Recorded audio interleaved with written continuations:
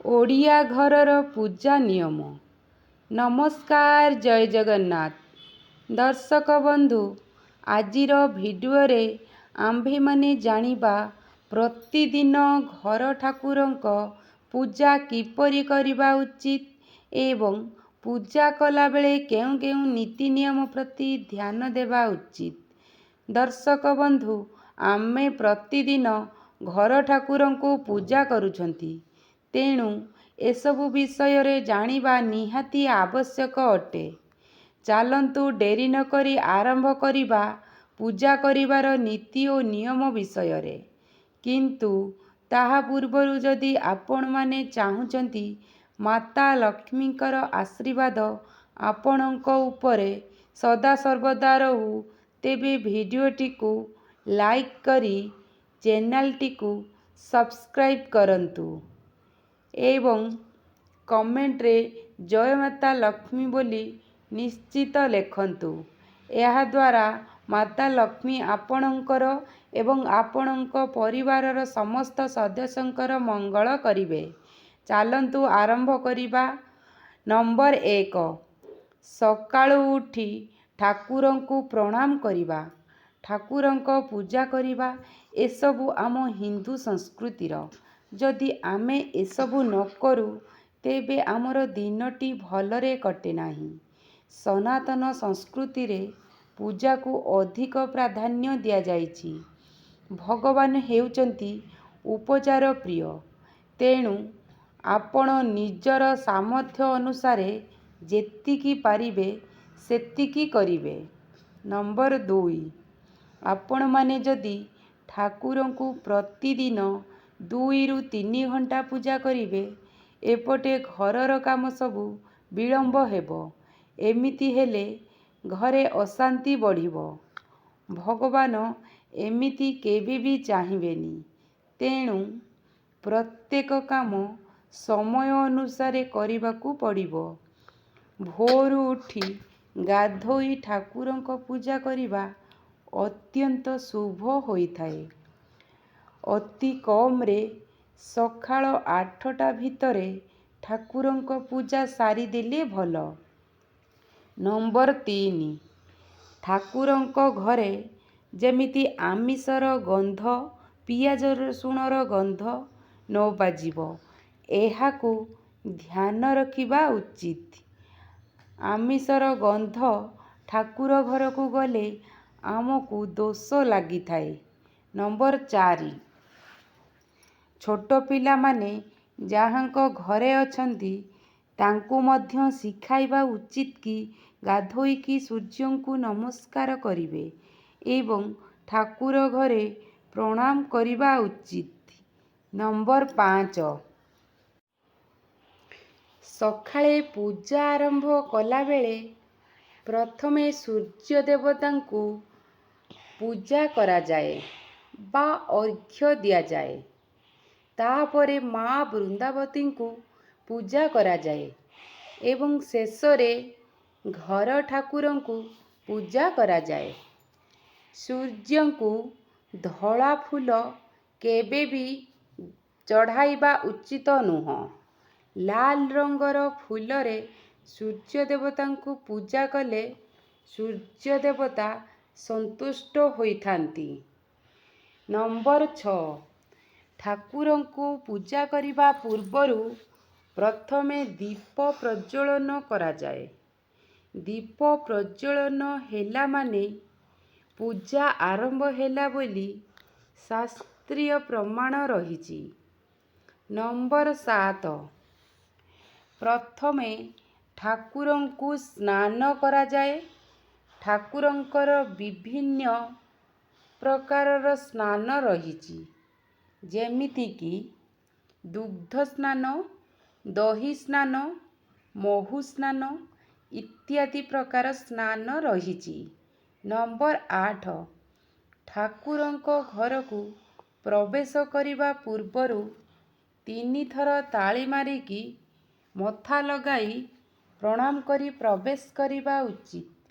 ଠାକୁରଙ୍କ ଘରକୁ ପ୍ରତିଦିନ ଗଙ୍ଗା ଜଳ ପକାଇ ପୋଛିବା ଉଚିତ, କାରଣ ଘରର ସବୁଠାରୁ ପବିତ୍ର ସ୍ଥାନ ହେଉଛି ଠାକୁର ଘର ଏବଂ ଠାକୁରଙ୍କ ପୂଜାରେ କେବଳ ତମ୍ବା କିମ୍ବା ପିତ୍ତଳ ବାସନ ବ୍ୟବହାର କରନ୍ତୁ। ଫାଇବର କିମ୍ବା ପ୍ଲାଷ୍ଟିକ୍ ବାସନ ବ୍ୟବହାର କରନ୍ତୁ ନାହିଁ। ନମ୍ବର 9, ଠାକୁରଙ୍କ ଫଟୋକୁ କିମ୍ବା ମୂର୍ତ୍ତିକୁ ସବୁଦିନ ପୋଛି ପାରିବେ କିମ୍ବା ବାସ ଜଳ କରି ଠାକୁରଙ୍କ ଫଟୋରେ ଫୁଲରେ ଛିଞ୍ଚି ପାରିବେ। ବାସ ଜଳ ପ୍ରସ୍ତୁତି ପାଇଁ କର୍ପୂର, ଅଗୁରୁ, ଚନ୍ଦନ, ଗଙ୍ଗାଜଳ, ଗୋଲାପ ଜଳ ଆଦି ମିଶାଇ ବାସ ଜଳ ପ୍ରସ୍ତୁତ କରାଯାଏ। ନମ୍ବର 10, ଚନ୍ଦନ, ଅଗୁରୁ, ଅଷ୍ଟଗନ୍ଧ, ତିଳକ ଏସବୁ ବିନା ପୂଜା ଅସମ୍ପୂର୍ଣ୍ଣ ହୋଇଥାଏ। ଗୋକୁଳଙ୍କୁ ସ୍ନାନ କରିବା ପାଇଁ ଦକ୍ଷିଣବର୍ତ୍ତୀ ଶଙ୍ଖର ବ୍ୟବହାର କରାଯାଇଥାଏ। ଠାକୁରଙ୍କ ପୂଜା କରିବା ସହିତ ଠାକୁରଙ୍କୁ ମୂର୍ତ୍ତି ଏବଂ ଠାକୁରଙ୍କ ଫଟୋକୁ ପରିଷ୍କାର ରଖିବା ନିହାତି ଦରକାର। ନମ୍ବର 11, ଠାକୁରଙ୍କ ଘରେ କାନି ଆଙ୍ଗୁଠି ଠାରୁ ଛୋଟ ମୂର୍ତ୍ତି ପୂଜା ପାଆନ୍ତି ନାହିଁ। ତେଣୁ ଆପଣ କେବେ ବି କାନି ଆଙ୍ଗୁଠି ଠାରୁ ଛୋଟ ମୂର୍ତ୍ତି ରଖନ୍ତୁ ନାହିଁ। ଭଗବାନ ବିଷ୍ଣୁଙ୍କର ଯେତେ ଅବତାର ଘରେ ପୂଜା କରୁଛନ୍ତି ତାଙ୍କୁ ତୁଳସୀ ଅର୍ପଣ କରିବେ। ଭୋଗରେ ତୁଳସୀ ନିଶ୍ଚିତ ପକାନ୍ତୁ, ନଚେତ୍ ଭଗବାନ ସେ ଭୋଗକୁ ଗ୍ରହଣ କରନ୍ତି ନାହିଁ। ନମ୍ବର 12, ଘରେ ଯଦି ଆଣ୍ଠୁଆ ଗୋପାଳ ଏବଂ ଗଣେଶ ଭଗବାନ ରଖିଛନ୍ତି ତେବେ ପ୍ରଥମେ ତାଙ୍କୁ ଚନ୍ଦନ, ସିନ୍ଦୂର ଏବଂ ପୁଷ୍ପ ଅର୍ପଣ କରିବେ। ଗଣେଶ ଭଗବାନଙ୍କୁ ତୁଳସୀ ଅର୍ପଣ କରାଯାଏ ନାହିଁ। ଯଦି ଗଣେଶଙ୍କୁ ପ୍ରତିଦିନ ଦୁବ ଅର୍ପଣ କରିବେ ତେବେ ପ୍ରଭୁ ଗଣେଶ ଅଧିକ ସନ୍ତୁଷ୍ଟ ହୋଇଥାନ୍ତି। ନମ୍ବର 13, ଯଦି ସୁବିଧା ଅଛି ତେବେ ପ୍ରତିଦିନ ଗୋପାଳଙ୍କୁ କଞ୍ଚା କ୍ଷୀର ନହେଲେ ସିଝା କ୍ଷୀର ଅର୍ପଣ କରିପାରିବେ। ହନୁମାନଙ୍କୁ ଯେଉଁ ଫଳ ଅର୍ପଣ କରାଯାଏ ତାହା ଗୋଟା ରହେ, କଟା ହୋଇ ଅର୍ପଣ କରାଯାଏ ନାହିଁ। ନମ୍ବର 14, ପ୍ରତ୍ୟେକ ଦିନ ଠାକୁରଙ୍କୁ ଭୋଗ ପରିବର୍ତ୍ତନ କରି ଦେବା କଥା। ଭୋଗ ଯେତେବେଳେ ଦିଆଯାଏ ଭୋଗ ଉପରେ କ୍ଷୀର କିମ୍ବା ଘିଅ ଦିଆଯାଏ, କାରଣ ଭଗବାନଙ୍କର ଘିଅ ଏବଂ କ୍ଷୀର ଅତ୍ୟନ୍ତ ପ୍ରିୟ ହୋଇଥାଏ। ନମ୍ବର 15, ଠାକୁରଙ୍କୁ ଜଳ ତୁଳସୀ ଧରି ନୈବେଦ୍ୟ ଅର୍ପଣ କରିବେ। ସେହି ସମୟରେ ଠାକୁରଙ୍କ ମନ୍ତ୍ର ନିଶ୍ଚିତ ଭାବେ ଉଚ୍ଚାରଣ କରିବେ।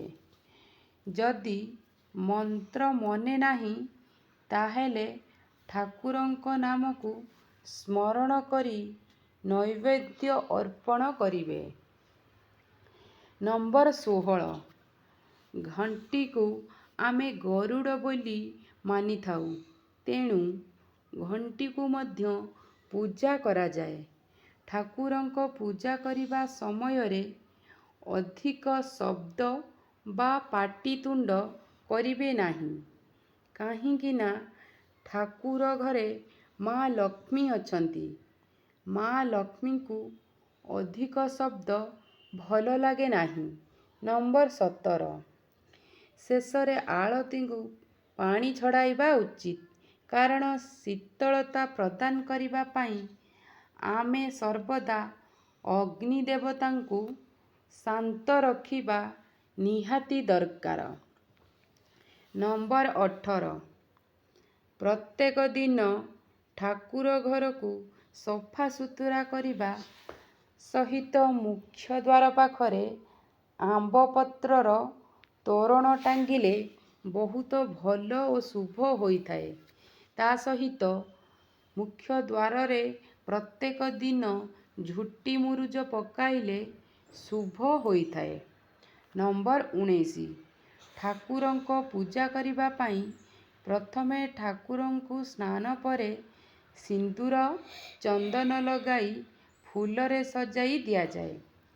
ତାପରେ ଭୋଗ ଅର୍ପଣ କରି ଧୂପ ଦୀପରେ ବନ୍ଦେଇ କର୍ପୂର ଆଳତି କରାଯାଏ। ନମ୍ବର 20, ସନ୍ଧ୍ୟା ଦେବା ପୂର୍ବରୁ ସକାଳର ମଉଳା ଫୁଲ ସବୁ ଠାକୁରଙ୍କ ପାଖରୁ ବାହାର କରିଦେବା ଉଚିତ। କାରଣ ସକାଳେ ଆମେ ଯେଉଁ ପୋଷାକ ପିନ୍ଧନ୍ତି ବା ସଜବାଜ ହୁଅନ୍ତି, ସନ୍ଧ୍ୟାରେ ସେସବୁ ଝାଳ ହୋଇ ଧୂଳି ହୋଇ ଖରାପ ହୋଇଯାଇଥାଏ। ଆମେ ରାତିରେ ସକାଳେ ପିନ୍ଧିଥିବା ପୋଷାକକୁ କାଢ଼ି ଦେଇଥାନ୍ତି। ଠିକ୍ ସେହିପରି ସନ୍ଧ୍ୟା ଆଳତି କରିବା ପୂର୍ବରୁ ମଉଳା ଫୁଲ ବାହାର କରିଦେବା ନିହାତି ଦରକାର। ଏହା କଲେ ଠାକୁର ଆରାମରେ ଶୟନ କରିପାରିବେ ବା ବିଶ୍ରାମ ନେଇପାରିବେ। ନମ୍ବର 21, ଠାକୁରଙ୍କ ଘରେ ଅଧିକ ପୂଜା ବାସନ କିମ୍ବା ପୂଜା ଜିନିଷ ରଖିବା ଉଚିତ ନୁହେଁ। ପୂଜା ଜିନିଷ ରଖିବା ପାଇଁ ଥାକ ନିଶ୍ଚୟ ବ୍ୟବହାର କରନ୍ତୁ ଏବଂ ପୂଜା କରିବା ସମୟରେ ଭଲ ଭଲ ଠାକୁରଙ୍କ ଭଜନ ମନେ ରଖି ବୋଲିବା ଦରକାର। ନମ୍ବର 22, ଠାକୁର ଘରେ ଗୀତା, ଭାଗବତ, ପୁରାଣ ଶାସ୍ତ୍ର ପଢ଼ିବା ସମୟରେ ଆସନ ପକାଇ ପଢ଼ିବା ଉଚିତ। ଦର୍ଶକ ବନ୍ଧୁ, ଆପଣମାନେ ମୋର ଏହି ଭିଡ଼ିଓଟିକୁ ଶେଷ ପର୍ଯ୍ୟନ୍ତ ଦେଖିଥିବାରୁ ମୁଁ ଆପଣମାନଙ୍କୁ ହୃଦୟରୁ ଧନ୍ୟବାଦ ଜଣାଉଛି।